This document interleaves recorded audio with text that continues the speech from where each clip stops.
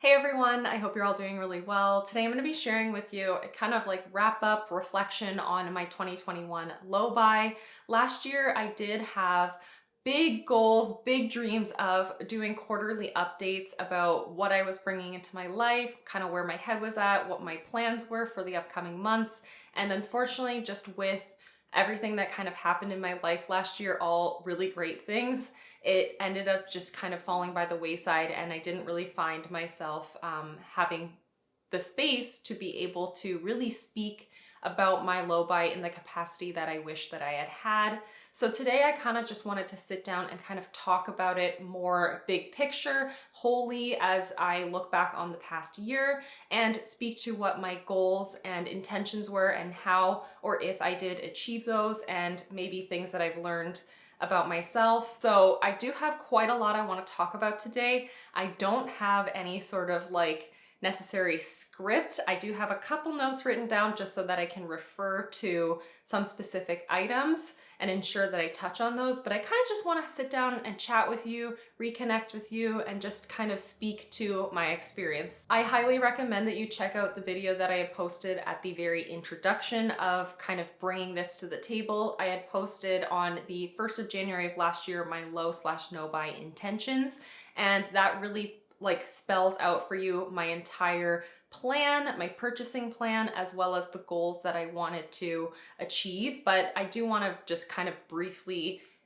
speak to that. So my 2021 goals were mainly to purchase a maximum of $500 worth of makeup products. It was also to track my makeup purchases and to treat my skincare purchases as a replacement only kind of purchasing plan. In my goals, I also had mentioned that I want to receive selective PR to continue to like curate almost what comes into my collection, even through PR, and to be really mindful of my PR acquisitions. I also had mentioned very briefly in that video, but I do think that it's important to know that I wanted my empties number of makeup products, so my makeup empties rather, to be greater than or equal to the number of new items that came into my collection. I spoke to that very, very briefly. It was like I had said it and then I moved on to the next thing, but that is something that I do want to talk about today. And then I also just wanted to declutter less, but I also wanted to consume less in order to prevent decluttering as well. So those were like the overarching actual goals. And then I had also scheduled myself when I could purchase and then when I would be on complete no buys. And this was just pertaining to makeup. I was gonna try to really be cognizant of other beauty related categories like nails, hair, skin. I didn't really want to regiment myself in those categories, but I did kind of want to be aware of those categories as well. But for makeup, I was going to be on an entire no buy from January to May. Purchasing through the month of May was completely open and acceptable to any capacity that I saw fit. And then I would be on a no buy from June all the way through to the beginning of November, and then a purchasing month of November structured the same way as May, with the annual budget of $500 between those two periods, and then a no buy for the month of December. And I'm really pleased to say that I didn't purchase any makeup in the dedicated no buy periods. I only purchased makeup in the month of May and in the month of November last year, which is astounding because I used to be bringing in makeup products on like a weekly, bi-weekly basis. That just was the kind of habit that I was in for several years because, you know, a little bit of extra income or a little bit of boredom would result in new makeup products coming into my collection. So that is really cool in terms of my actual purchasing.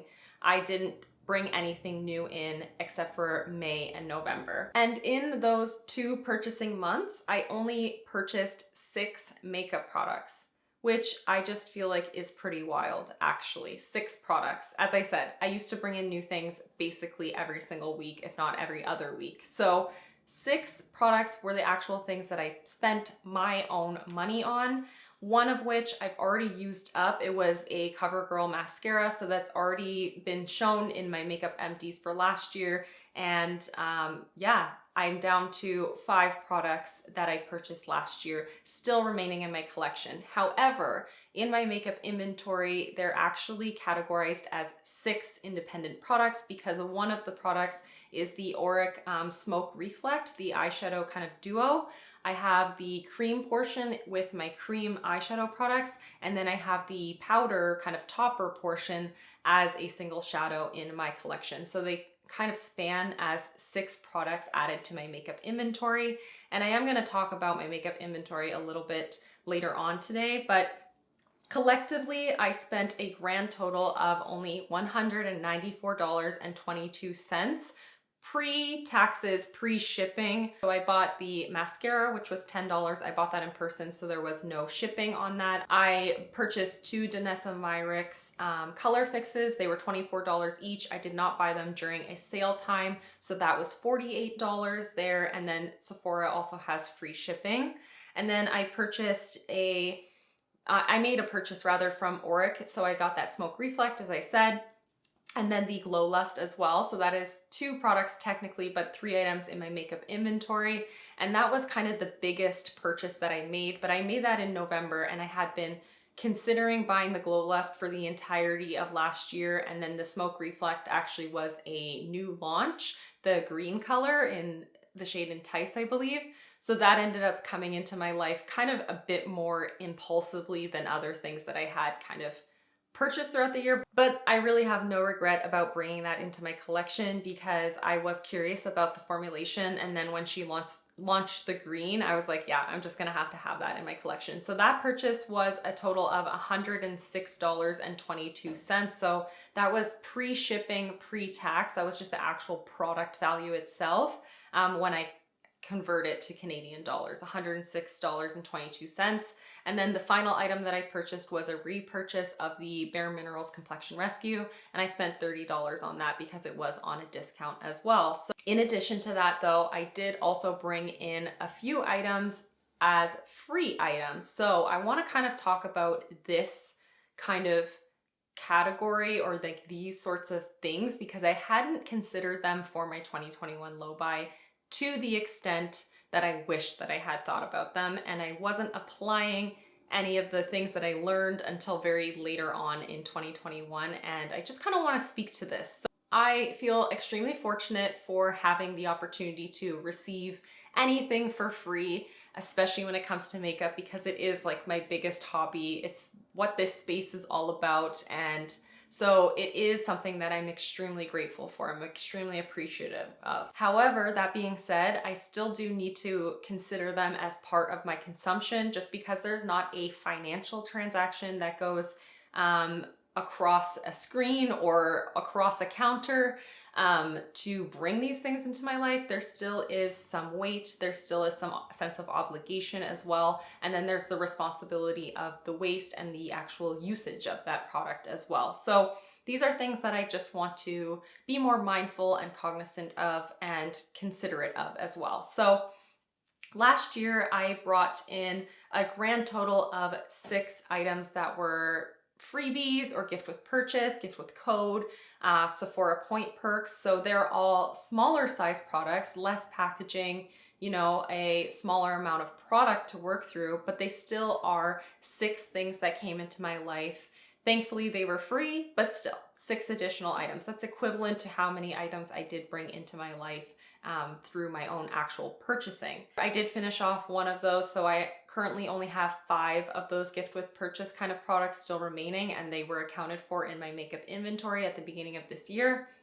One of those was a mascara. I did also receive 10 individual makeup items as a gift right at the tail end of last year. My boyfriend bought me a Melt Cosmetics mystery bag as my Christmas gift, so I had an opportunity to bring 10 new makeup products into my collection through that gift, get to try out some new things and some things that I wouldn't have chosen for myself on my own. So that was a lot of fun.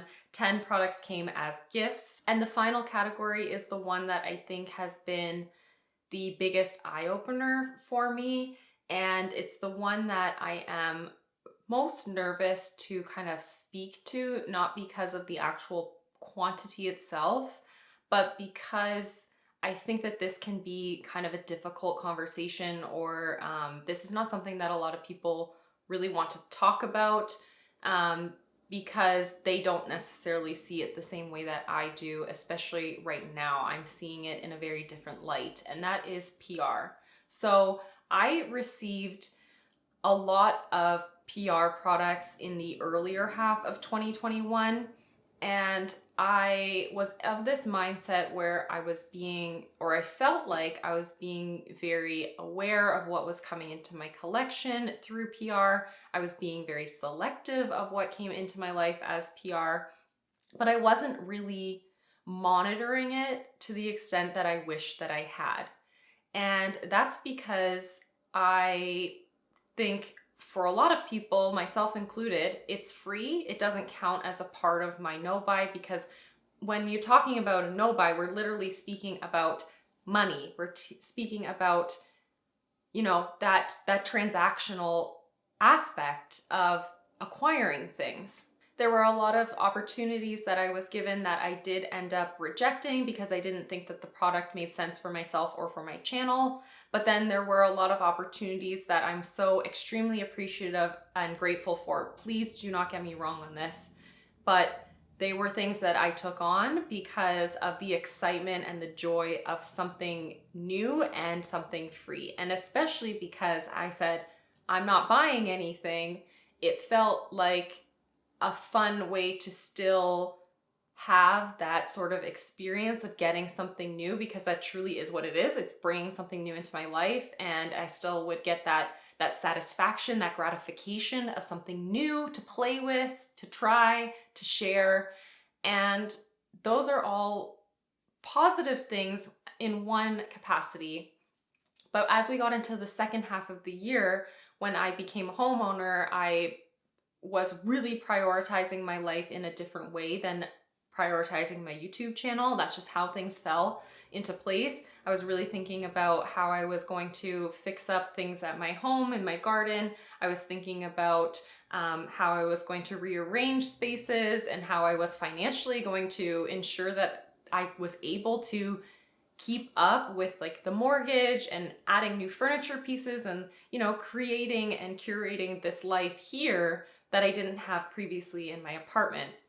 So my headspace was just elsewhere, but I was still allowing myself to acquire PR, and I was still bringing it into my life because I was thinking, it's such a great opportunity. It's so cool. Like, I am so incredibly fortunate to have the ability to have brands see me, recognize me, and want to give me things.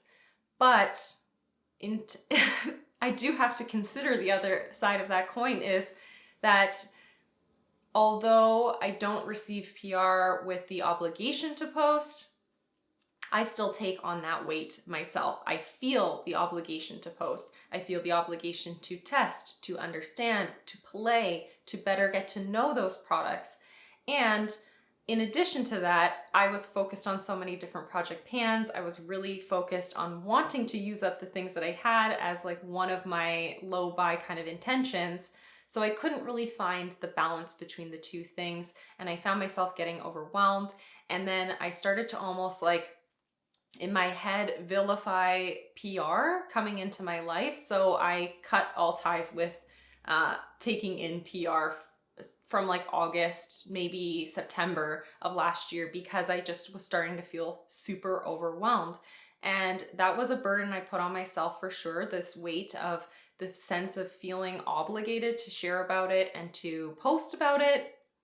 But also, I started to really recognize the waste aspect of that PR. The fact that I didn't spend my money on it is a bonus for sure, but in receiving and accepting that PR, I'm still taking on the weight of the possible sense of obligation in addition to the actual physical thing itself. And I started to really feel overwhelmed by the sense that I am being given this trash for free. It's something that I have to use up in terms of the product, and then it's something that I have a responsibility for the actual packaging of as well. And I started to really, really feel that. And I started to really, really get upset about that thought. And I do definitely still feel a lot of that. And I want to run with that feeling as opposed to like stifling that feeling and saying, no, I shouldn't feel that way. Because truly, I'm thinking about it in this like bigger picture kind of sense that is what is right for me. If you don't look at makeup or PR or anything in that kind of light, that's okay. That's totally fine. I completely understand your own perspective and I accept your perspective.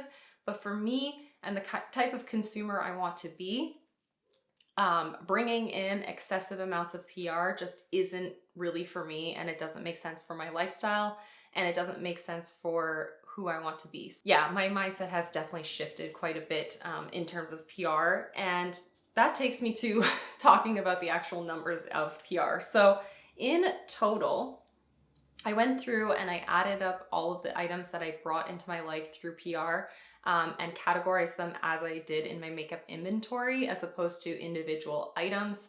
Like there's some things like the Oma stick, which is technically one product, but it has two sides. So those are two different items in my makeup inventory. Anyways, I received 49 total items in PR last year, but now I currently have only 45 of those items. I was able to use off 4 products. 1 was a lip gloss, 3 were mascaras, and that just goes to show like mascaras come into my life and I'm able to use them up, but other categories, not necessarily. So 45 items from my total makeup inventory were PR items that I got last year.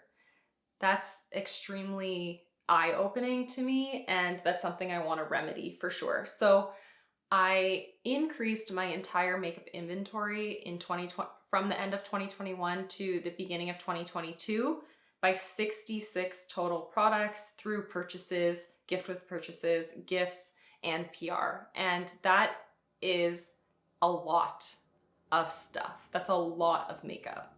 I was able to use up 40 products from my makeup collection collectively over the entirety of the year, but I brought in and increased my makeup inventory by 66 products. And that was not something that I was aiming to do with my low buy. I wanted to have equal or less new additions to my life as opposed to empties. So I do feel like my low buy was successful in some senses in terms of the monetary and like the regimented purchasing, but it was not successful in terms of the actual amount of products that made their way into my life. And that's something I want to remedy for the new year. That is definitely one of my biggest goals for 2022 when it comes to consumption, because I consider any and everything that comes into my life as something that I'm now consuming and is now my responsibility. And that has been a huge shift of the last year for me. And that's something that I want to take into the next year with me as well. So for my 2022 intentional spending, low buy kind of plan, I don't have a dedicated kind of schedule like I did last year. I don't feel like I need that anymore. My mindset has shifted a little bit differently, and I want to also kind of test myself a little bit as well. So my goals for 2022 are more general goals and not so specified. So my number one goal or plan is that I'm actually going to be no longer receiving PR, especially for makeup, but I think for basically all categories for the immediate future until April. So by the end of March, early April, I may decide that accepting PR is something that I kind of want to go back into, but I do think I need to take a little bit of a break, a little bit of breathing space for a little while longer so that I can really be more considerate of the opportunities that come to me. And who knows, maybe opportunities will not come to me anymore after a few months of saying no, no, no, because I have had to say that a lot recently. I said, thank you for considering me. However, it's just not something that's suitable for me or my life right now.